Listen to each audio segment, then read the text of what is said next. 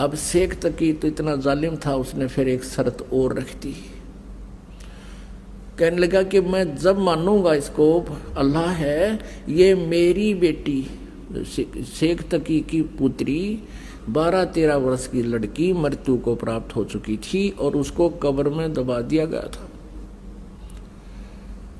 अब कहने लगा इसको मैं अल्लाह मानूंगा जब मेरी बेटी को जीवित कर दे। शेख तकी ने एक तीर में 2 शिकार करने चाहिए थे।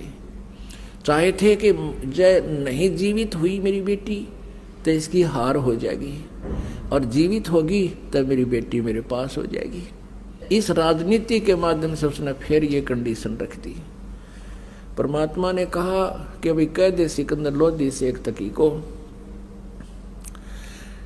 पर तीसरे दिन इस लड़की को जीवित कर दूंगा।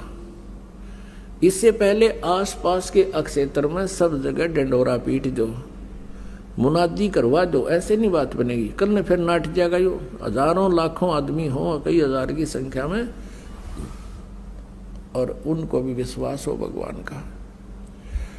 अब सिकंदर लोधी ने भेज दिया आसपास सब सर्वेंट नौकर, गांव गांव में जाकर डंडोरा पीट दिया कि ऐसे ऐसे एक महात्मा आए हैं, शेख तकी की लड़की कब्र में दबा रखी है, उसको जीवित करके दिखाएंगे।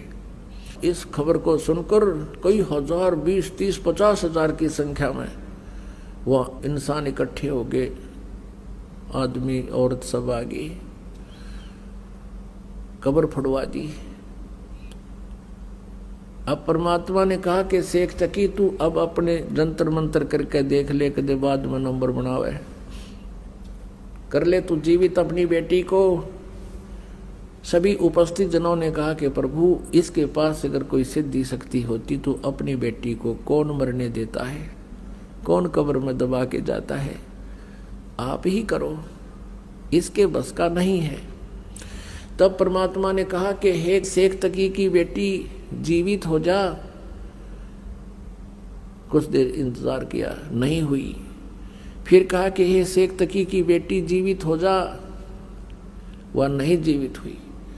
अब शेख तकी का तो खुशी का ठिकाना नहीं रहा, भंगड़ा पा दिया, नाचा कूदा, देखा ढोंगी का ढोंग पकड़ा गया। देख लो भाइयों, देख लो ये ऐसा झूठा कपटी है, ये इसके अब कुछ नहीं इसके पास है ये। अब परमात्मा ने तीसरी बार फिर कहा, वह फिर भी ना जीवित हुई। पर फिर तो वो कूद दैनो जो कर मर्ग कूद जा करे। फिर बोला परमात्मा शांति राख पीर जी।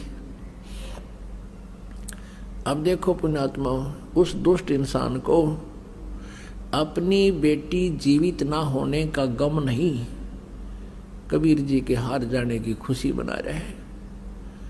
फिर परमात्मा ने क्या कहा कि हे जीव आत्मा जहां भी है तू,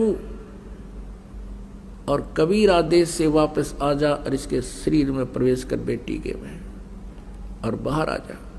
इतना बोला था मालिक ने। उसको कंपन हुई पूरे शरीर में, एकदम वह लड़की खड़ी होकर के और बाहर आके परमात्मा के चरणों में दंडवत प्रणाम किया। बोलो बंदी छोड़ कबीर साहेब की जय।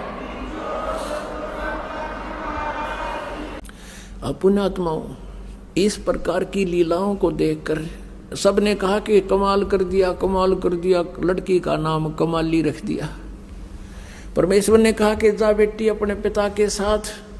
नहीं, ये दुश्मन है समाज का, इसका और मेरा संस्कार केवल 12 वर्ष तक का था, अगर मेरा जीवन नहीं था मनुष्य का। उस बेटी ने खड़ा होकर के सबको बता, और मुझे अपना पिता मिल गया।